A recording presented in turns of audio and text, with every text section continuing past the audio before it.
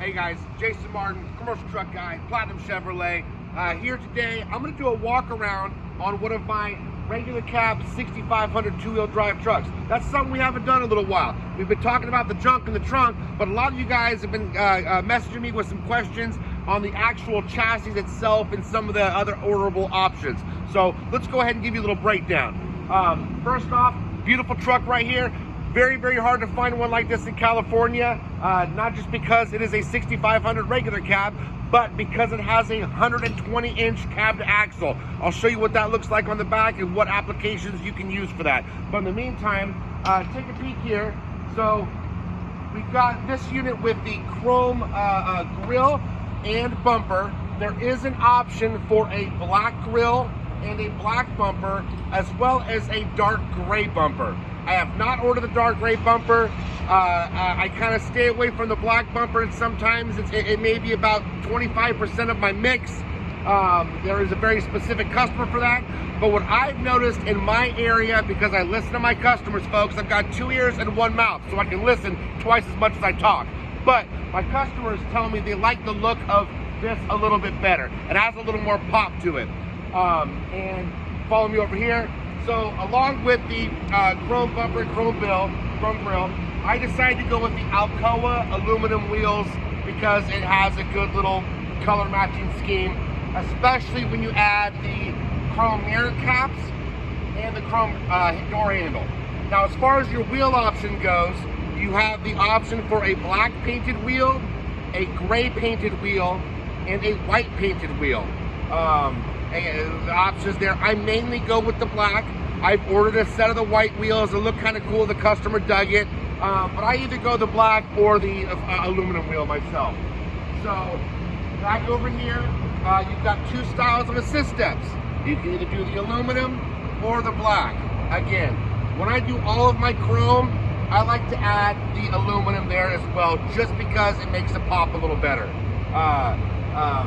Another option here, this little fender flare.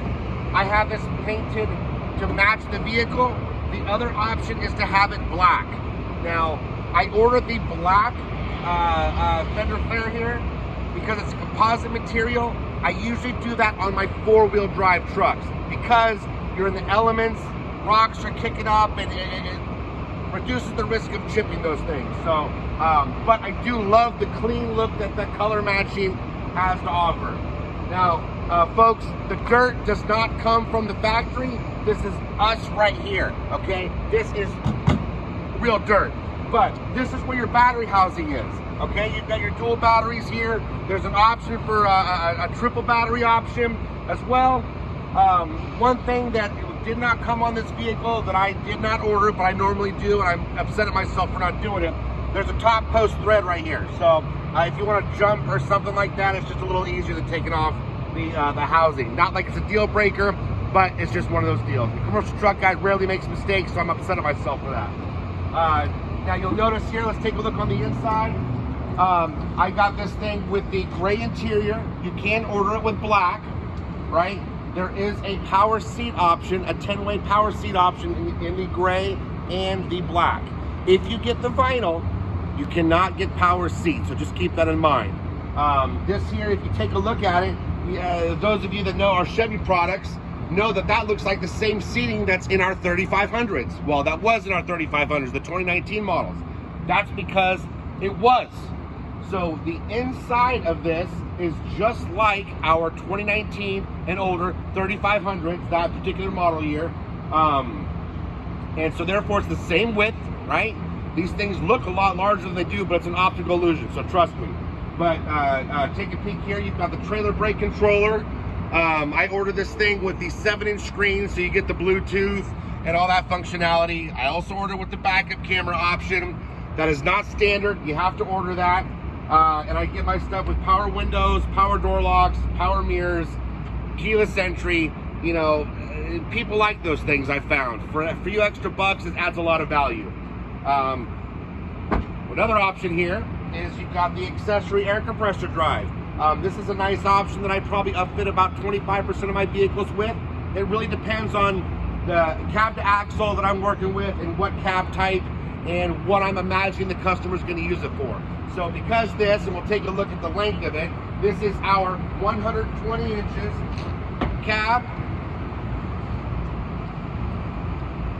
to axle, all right? And what this is going to get you, it's going to get you a 16-foot flatbed on there, which is pretty common. 16-foot dump, obviously, as well.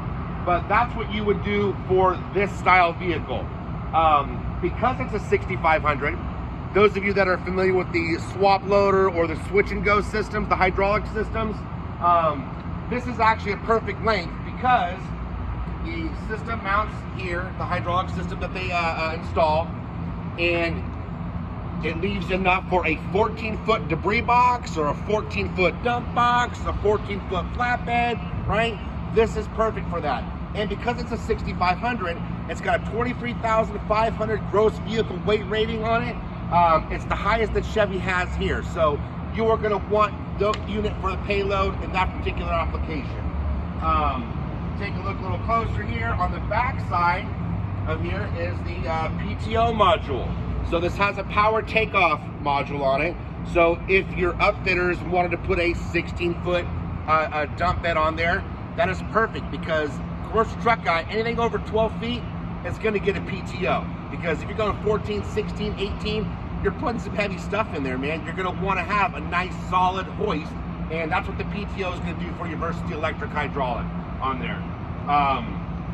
This one I equipped with a single tank only, the rear tank, the 40-gallon tank. There normally comes a 23.5-gallon tank for the front here, but I did not add that because, again, commercial truck guy, baby, I think of my customers and what they were going to do with this vehicle. I did not want the switch and go system or the swap loader system or the amp roll. There's plenty of other styles out there. I did not want to have the upfitter have any issues with what they needed to make the system work, so I deleted the front tank. Again, you still get 40 gallons here in the back, not a problem. Now take a look here. I want to zoom in on this dirt here because it's beautiful. No, but if you can take a look at the bolts, brackets, bushings, and everything, these are all Class 6 and Class 7 parts.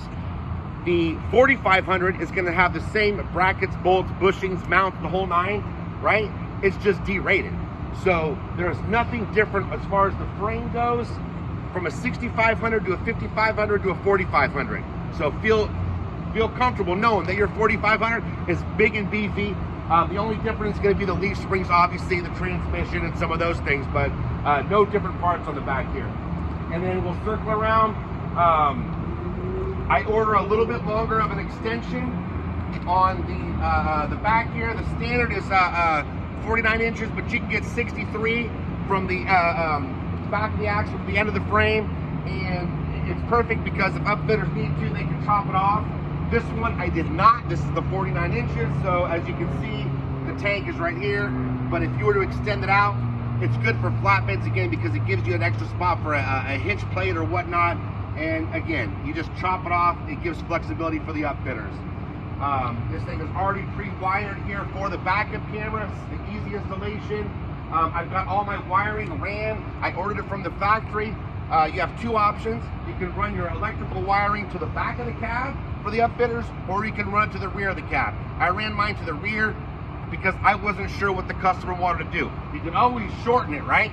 But it's costing more money to make it longer. So if someone wanted to have some controls back here, easier for the upfitters to do. Take a look at the frame as well. It's dipped. It helps against corrosion. Obviously rust, big deal. Chevrolet's kind of thought of almost everything on these trucks here, believe it or not. So let's move to the top. I want to show you underneath the hood and why your mechanic is going to prefer to work on this versus some of our competition. Some of you may have had this experience with one of our competitors' vehicles. If you bring it into the shop to get a spark plug changed out, right? Or pardon me, not a spark plug, a glow plug, because these are diesel. It's going to be in the shop for a minimum of 8 hours. Take a look at this, guys. Nice and easy. I've already had it undone because I was prepared for this. But, well, kidding. I wanted to show you this latch. Boom. I had the other one done. But nice, easy latch there. Voila. Now, take a peek in here. Plenty of room to work in. Skinnier guys have an easier time. You know, me myself, I'm not going to wedge in there too well. But all of your fluids are easily accessible, right? Your mechanic's going to love it. You're going to love the fact that your shop time is going to be cut down significantly because of the access areas. We'll come along over to this side, and your employees can take a look and see if the filter needs to be replaced.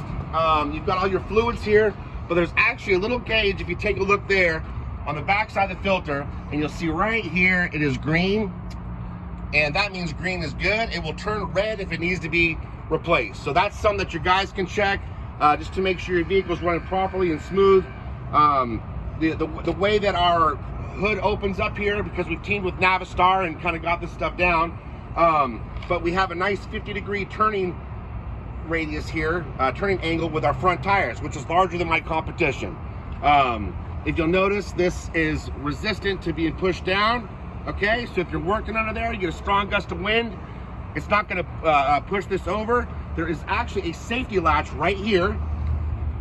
Boom, you simply there, and then you shut it and lock it down. Now when you shut this, you want to slam it pretty hard, because there's a sensor that will let the vehicle know if the hood has been shut or not, right? So in order to avoid that, and then you just simply lock this up right here, easy, boom. So folks, commercial truck guy here, Platinum Chevrolet. I hope you enjoyed the walk around. Hopefully it was informative. If you've got some questions, feel free to leave some comments down below. I'll be more than happy to answer them. Send me a message, whatnot. I answer all my questions here. So come on down, check us out, 1235 Santa Rosa Avenue, or give us a call, 707-757-8961, and let's get you into a truck making money.